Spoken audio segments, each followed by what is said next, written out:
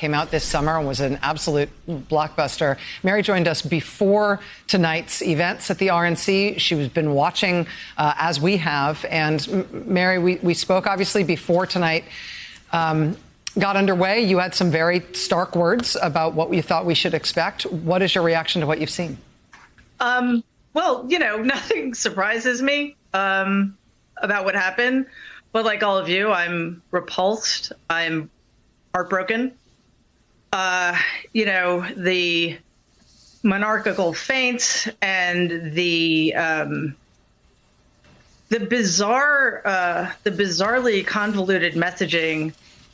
If you listen to Donald, well, let's start with Ivanka. If you listen to Ivanka, it's like she's co-presidenting with her father. If you listen to Donald, it's as if he thinks Joe Biden is president now. And we have to save the country from Joe Biden. But if the country is a place of division and decadence, as he describes it, then I would think that that is down to him as he is currently in the Oval Office. It was also difficult because the lies are impossible to keep track of. Although, Rachel, you did a pretty good job. I couldn't have done it. But it was hard to focus on anything because I just kept, as a New Yorker who, lived through the horrors of March and April, I just kept thinking the longer this goes on, the more people that are going to get sick. Yeah. The visuals of this event tonight.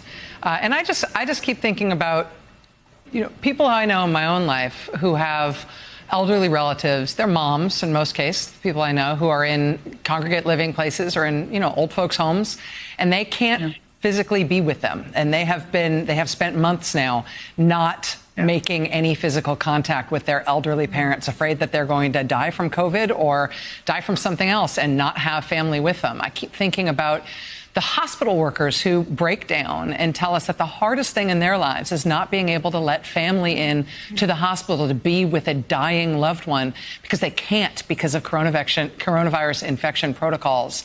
And I think about all the families that are suffering right now trying to figure out what the freak they are going to do about school and childcare because none of it makes sense and there is no solution to it. And it is because we are all trying to stop the spread of coronavirus. And they just put 2,000 people at that White House event, not socially distanced, no mask for hours, all screaming their guts out. And packed together.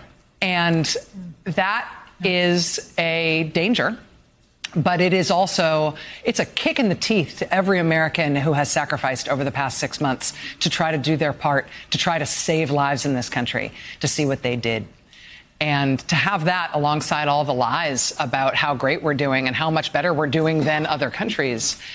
I just, what you said, Mary, in advance of tonight's events about how you don't think he cares, that you don't think that the loss of life and the risk to life affects him, it feels true given what we've seen in terms of his behavior.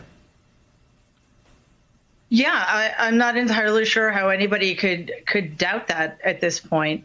But, there were so many kicks in the teeth to so many different people. Joy mentioned the fact that Donald explicitly co-opted the People's House for his political party, which is beyond disgraceful. It was a kick in the teeth to peaceful protesters who have been attacked and provoked by armed militiamen and policemen who act like they're in battle. Have you been able to understand why people follow him? It's a very difficult thing for me to do because it would require some objectivity.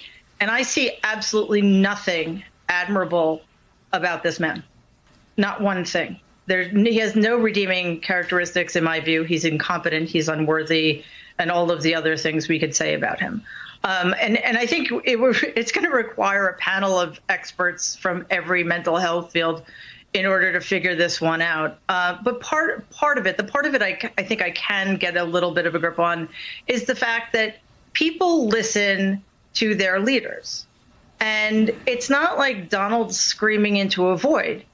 You saw all of the people in his cabinet, all of the elected Republicans who are in that audience tonight.